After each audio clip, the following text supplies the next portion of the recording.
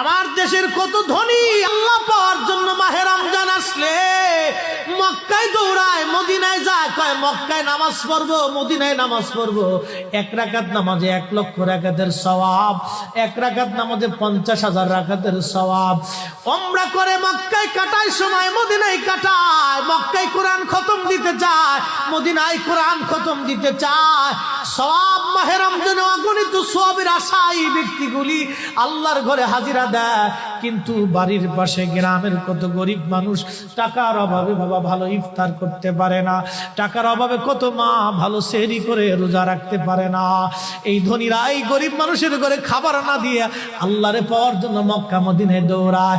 আল্লাহ ডাক দেখো, বান্দা একবার মরে দেখ, কায়দা মতো জুতা দিয়ে পিটামো, আমার বান্দারা না খায় ইফতার করবে, আর তুই আল্লাহ পাওয়ার জন্য মক্কায় আইছো, এমন আল্লাহ আমি ধরা দেব না।